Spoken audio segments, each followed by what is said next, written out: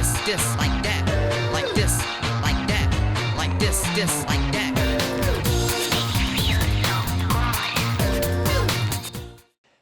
Eh bien, bonjour à tous, on se retrouve pour une toute nouvelle vidéo de Sim Party Kun 2 après la semaine dernière où on a présenté toute la mise à jour qui nous avait été parue justement il y a quelques temps déjà. Mine de rien, hein, vous savez, on avait justement présenté ces deux nouveaux types de coasters qui ont été remaniés. Donc si jamais vous n'avez pas vu l'épisode précédent, n'hésitez surtout pas à revenir en arrière et à aller un petit peu revoir cette vidéo et un petit peu découvrir ensemble la mise à jour que nous a pondu Dan S, qui était vraiment super cool.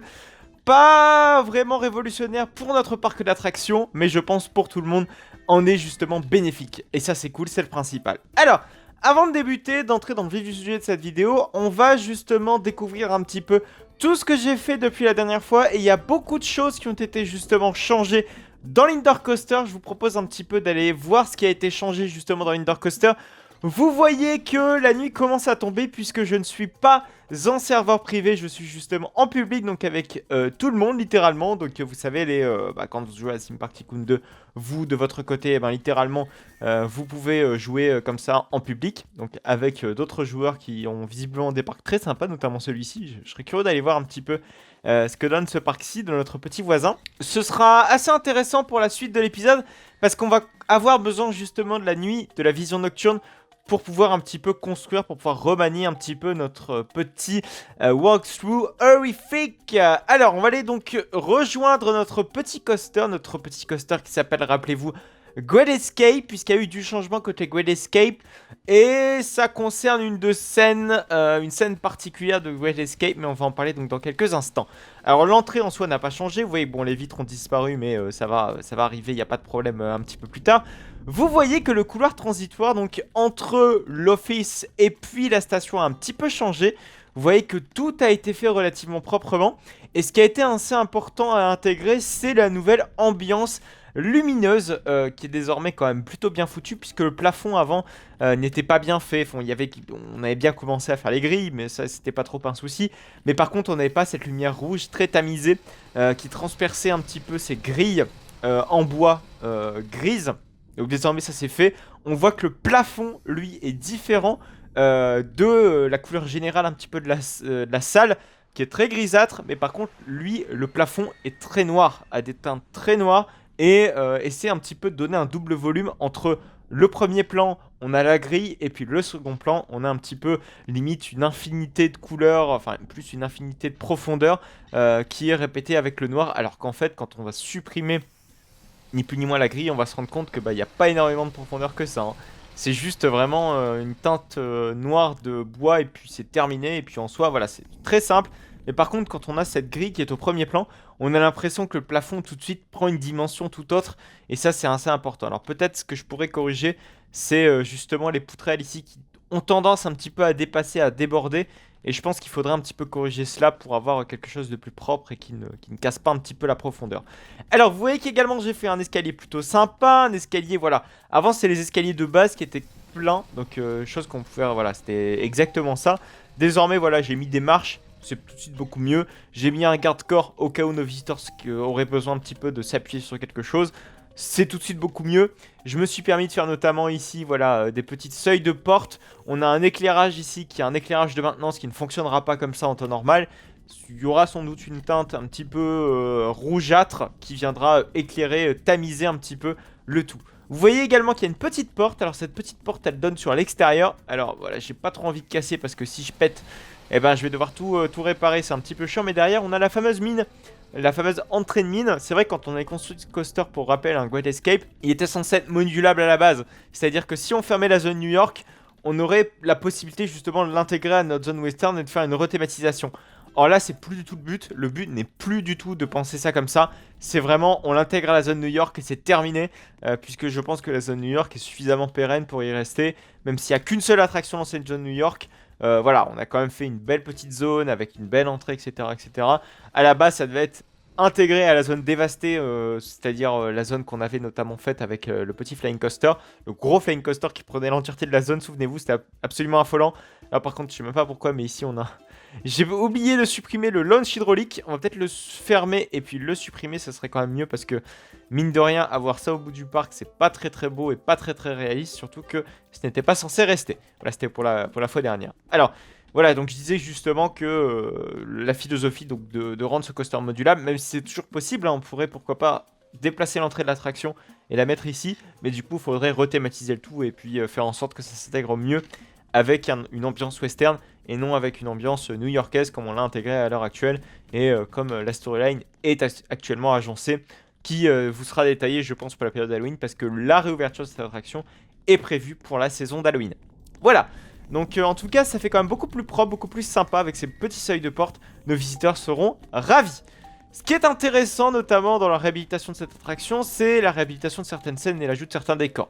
La seconde étape qui est en cours actuellement, c'est ici la petite prison. Parce que oui, effectivement, ce qui était intéressant notamment de faire, c'est donc de rajouter notamment une scène dont on se ferait arrêter par la police. Donc vous voyez une petite voiture de police. Ce serait bien de rajouter, je pense, des petits logos de la police, etc.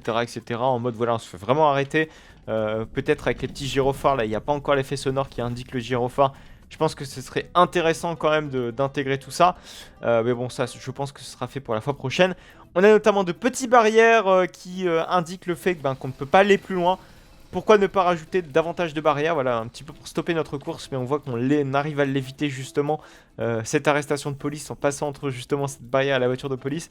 Et on se rebarre comme ça parce qu'on est censé transporter une cargaison illégale. Mais de toute façon, ça va être expliqué, je pense, en détail à la réouverture de cette attraction. Ce qui est assez intéressant, c'est que vous voyez, j'ai bien amélioré le sol. C'est-à-dire que, bon, déjà, par contre, ce qui ne va pas du tout, et ce que je suis en train d'apercevoir, c'est qu'ici, on pourrait largement mettre une mine spline qui aille jusqu'au bout, jusqu'au support. C'est vrai que ce n'était pas le cas, parce que là, j'ai fait un support personnalisé. Je pense que là, on peut se permettre de le faire. Ce serait quand même beaucoup mieux, beaucoup plus sympa. Est-ce qu'on est bon? On est bon, c'est merveilleux, c'est magnifique. Voilà, donc ça c'est fait, on a du tritube notamment juste ici. Vous voyez également que j'ai essayé de faire quelque chose assez intéressant. C'est-à-dire j'ai essayé de commencer à faire voilà, des petites transverses. C'est vrai que ça fait très Zira ou ouais très Zira. Mais je pense que c'était assez intéressant. C'est vrai que Gerstlauer ne le fait quasiment jamais sur ses bobsleigh coaster Gerstlauer. Alors que c'est censé être un bobsleigh coaster. Donc on va y aller mollo sur le tritube et puis sur le... sur la trispline, enfin bref, tout ce que vous voulez. Donc on va y aller mollo, on va peut-être y aller en bitube avec une transverse simple.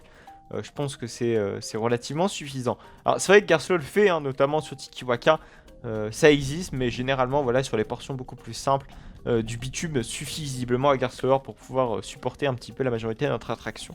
Donc voilà, ça c'est cool, c'est sympa. Vous voyez également, voilà, donc j'ai quand même bien descendu la profondeur de l'attraction. Si on creuse juste en dessous, en fait, on va littéralement tomber sur le plafond de la station, voilà, qui n'a pas pris une ride, hein, ça n'a pas changé en soi.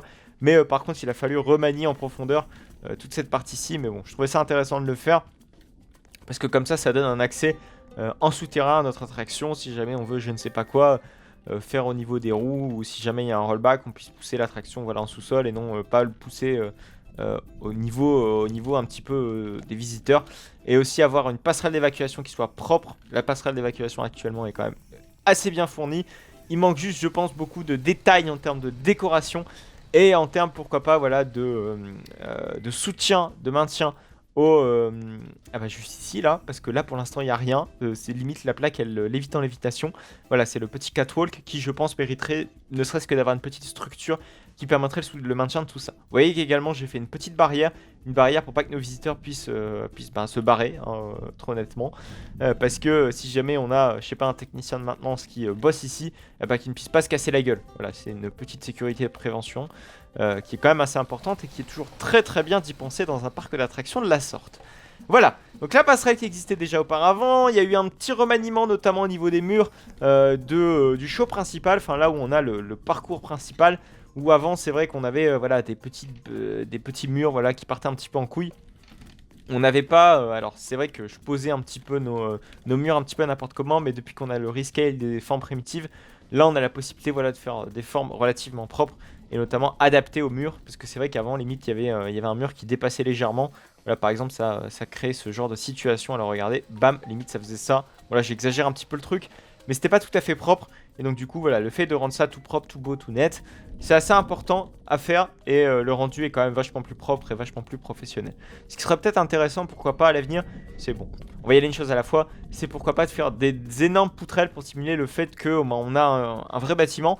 Vous savez, des poutrelles de maintien qu'on peut retrouver par exemple dans des grosses usines ou dans des vrais bâtiments. Par exemple, à Plopsaland, dans Mayaland, si vous regardez au plafond, vous avez des grosses poutrelles, des métalliques en acier qui puissent soutenir un petit peu toute la structure du plafond. Et ça pourrait être intéressant d'intégrer ça. Le problème, c'est que dans la seconde salle, ça va être tout de suite beaucoup plus compliqué parce que le plafond, la hauteur sous plafond est quand même beaucoup plus basse. Mais par contre, ça pourrait être intéressant, notamment sur l'autre salle, là où la hauteur sous plafond est plus importante et on peut se permettre de faire ce genre de petites modifications. Et pourquoi pas, évidemment, ajouter d'autres éléments de décor qui, je pense, seront faits pour l'épisode d'Halloween. Et oui, parce qu'il va falloir travailler la suite de cette attraction avant son ouverture pour Halloween. Ce qui a été également intéressant de faire, je pense que vous le voyez ici, voilà, il y a eu 2-3 petits changements, notamment juste ici au niveau des supports, tout est relativement propre, relativement nickel. Même ici, hein, regardez, on n'a pas de grosses fausses notes au niveau de bam bam bam. Juste ici, là, on a la transition entre la station et puis le reste du parcours. Voilà, la fin du parcours. On a une petite bombe qui a été modélisée ici, une petite bombe avec sa petite boîte. Donc on peut s'imaginer qu'en fait, notre cargaison secrète, notre cargaison illégale, en fait, transportait des bombes. Et on ne le savait pas. Et c'était ultra dangereux. Et finalement, on s'est fait arrêter suffisamment à temps pour pouvoir sauver notre peau. Hein, littéralement. Mais bon, ça encore une fois, c'est la storyline qui vous le détaillera en temps et en heure, je pense, durant sa réouverture. En grande pompe peut-être, je ne pense pas hein, qu'on fera non plus un feu d'artifice pour cette attraction, faut pas déconner non plus. Ça reste pas une majeure, quoi que si, je pense que si c'est une majeure ride là, ce qu'on est en train de lui donner, parce que mine de rien on est en train de lui faire des détails assez conséquents, assez importants, assez jolis, hein, également, parce que ça va rendre quand même le coaster tout de suite beaucoup plus thématisé, beaucoup plus sympa. Là, c'est vrai que vous voyez en mode lumière de maintenance allumée. Et quand ce sera éteint, quand ce sera bien fait, quand tout sera nickel, je pense que le rendu de cette attraction sera absolument fou. Et on pourra vraiment s'amuser à vraiment embarquer nos visiteurs dans cette nouvelle aventure. Et ça, ce sera très intéressant. Déjà, ne serait-ce que l'entrée et la sortie qui est plutôt bien faite là à l'heure actuelle. Ce qui est plutôt intéressant, ce qui serait intéressant également de faire, c'est une petite porte de secrète. Enfin, pas une petite porte secrète, n'importe quoi. Une petite porte qui servirait donc à notre personnel du parc qui pourrait légèrement, enfin littéralement sortir de l'attraction et puis sortir de la file d'attente pour pouvoir rentrer dans le bâtiment de l'attraction et pour pouvoir faire, je sais pas, des petites modifications ou ce genre de petites choses. Ça pourrait être intéressant et tout de suite beaucoup plus sympa. Voilà, donc je pense que c'est à peu près tout pour ce que j'avais à dire sur Great Escape. La fois prochaine, je pense qu'il y aura eu d'autres choses, d'autres nouveautés. On en reparlera d'ici la fois prochaine, ça c'est pas trop un souci. Mais je pense qu'il serait temps un petit peu de s'attarder sur notre walkthrough. Notre walkthrough d'Halloween, dans lequel on avait commencé à faire ce petit walkthrough d'ici, il y a 2 semaines littéralement. La fois dernière, on avait commencé un petit peu à vous montrer un petit peu toutes les modifications que j'avais fait en inter-épisode justement de ce petit walkthrough. Désormais, voilà, il n'y a rien d'assez exceptionnel de fait depuis la fois dernière.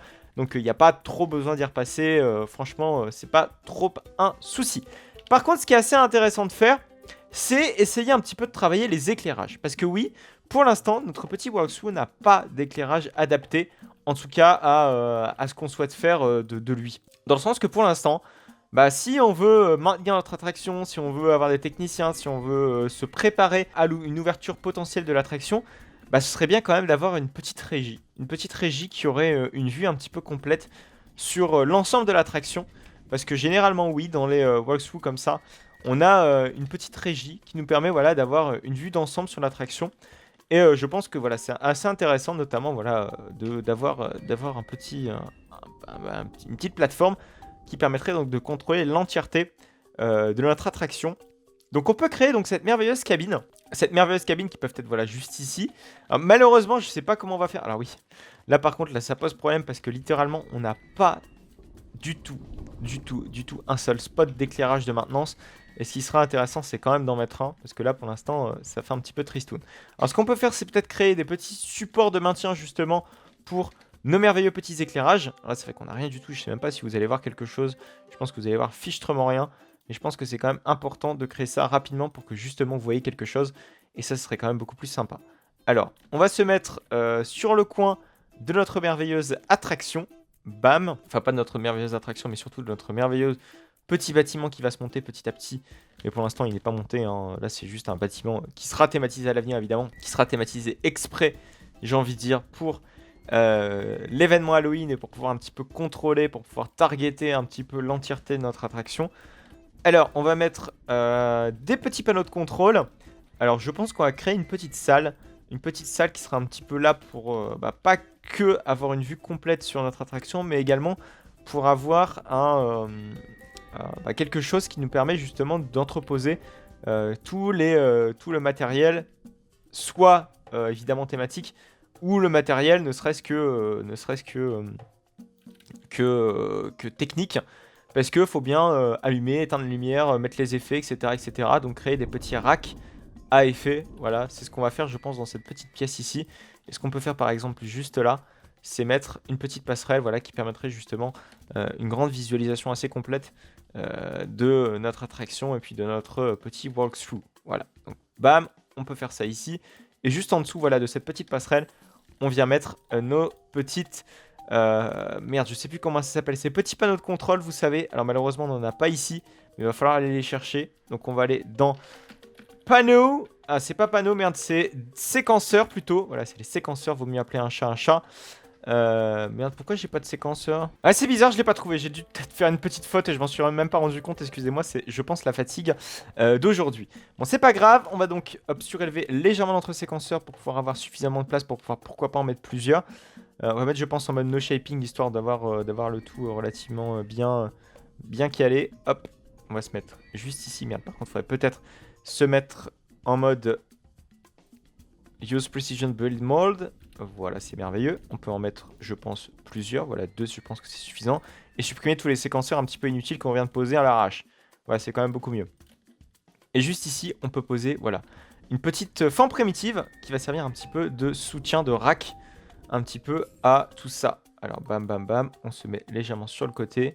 Hop, on y va franco. Et voilà, comme ça, ça joue également le rôle de support de maintien à la plateforme qui est juste au-dessus. Donc je vous propose hop, de mettre un petit gris, toujours en métal. Alors, ce qui serait bien, c'est vraiment de mettre le même gris que ce qu'on a au séquenceur. Bah, je pense que c'est parfait, c'est exactement ça. Ouais, c'est exactement ça, c'est parfait. Je m'attendais pas à avoir quelque chose d'aussi directement parfait. Ah merde, par contre, ah mais non, là il y a un truc qui cloche par contre.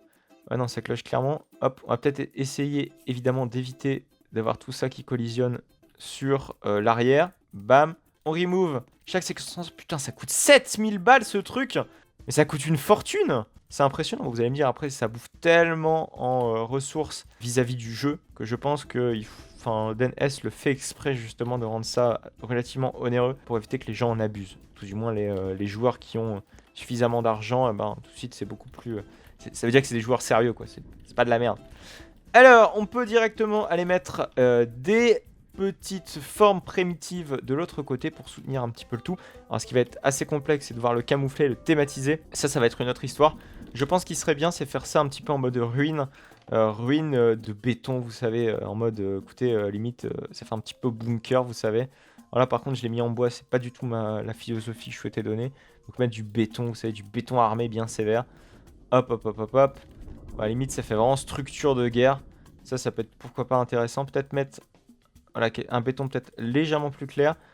Et ce béton sera un petit peu ravagé, j'ai envie de dire, un petit peu pris par la végétation.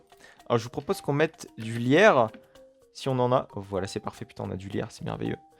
On peut légèrement mettre ça sur le côté, voilà. Ce qui serait quand même intéressant, c'est de mettre pas que du lierre, c'est de mettre également de quoi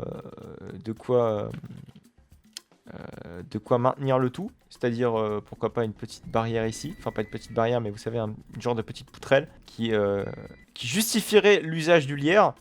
Bah, c'est surtout ici en fait parce que ça dépasse légèrement, parce qu'on n'a pas fait un bloc complet. Ce qui serait bien, c'est également faire un petit effet crasse à notre merveilleuse petit bunker. Et je pense qu'il sera intéressant, pourquoi pas, c'est d'aller mettre de petits projecteurs. Des projecteurs qui seront juste au-dessus. Voilà, qu'on va les mettre juste ici. Ouais, c'est vrai qu'on n'aura pas avancé mine de rien dans cet épisode parce que je vois le temps tourner. Mais il y a des choses que je voulais faire, qu'on n'aura malheureusement pas le temps de faire. Parce que oui, je voulais faire en plus de ça autre chose. Mais c'est pas trop grave, c'est pas grave, on fera ça plus tard. Mais écoutez, déjà, ne serait-ce que faire l'éclairage, c'est déjà plutôt sympa et plutôt cool. Enfin, déjà, ça fait une belle avancée. Écoutez, chose qui est relativement peu évidente, mine de rien, dans ce genre de projet. Voilà, donc on peut mettre notamment les éclairages. Et ici, notamment, on va pouvoir mettre une petite horloge qui va nous permettre donc de faire le petit timer. Vous savez, le petit timer qui nous permet donc de déclencher nos objets à intervalles réguliers, qui vont nous permettre notamment d'utiliser les éclairages de maintenance à instant T. Voilà, c'est merveilleux.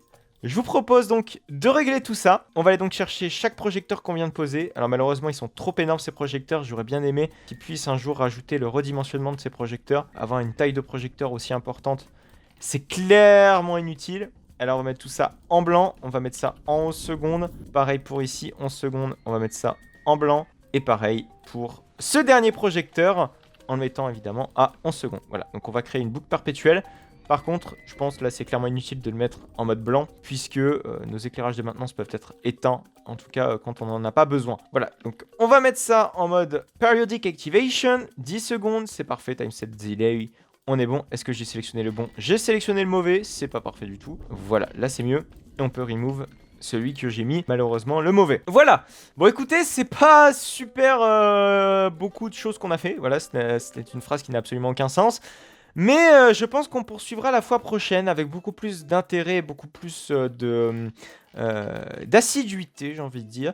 Si jamais vous avez aimé quand même cette vidéo, si jamais vous avez des conseils à me donner concernant ce walkthrough, n'hésitez pas à me le dire dans les commentaires de cette vidéo. Si jamais vous avez des idées de petites scènes, n'hésitez pas à me les donner, même si j'ai 2-3 scènes où je sais très bien où je vais aller. N'hésitez également surtout pas à vous abonner pour ne plus manquer aucune autre de mes vidéos. N'oubliez surtout pas d'aller voir mes vidéos sur Nolemis 2 le samedi à 14 h. Et surtout les vidéos du trip parconautique à 14 h. Puisqu'il va y avoir du Energylandia qui va popper très bientôt. Legendia, je crois que c'est la semaine prochaine, où c'est vraiment très imminent en termes de sortie.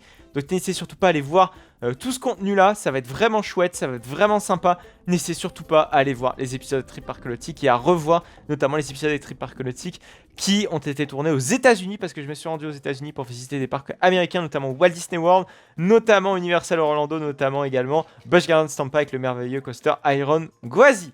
Merci à vous pour cette fidélité, pour cet visionnage de vidéos, j'ai envie de dire. Merci à vous sincèrement pour votre fidélité, ça fait vraiment très plaisir, vous êtes de plus en plus nombreux à suivre la chaîne. Merci encore une fois à vous. On peut se retrouver également sur Instagram pour me suivre dans l'actualité de cette chaîne et mes aventures dans les parcs d'attractions.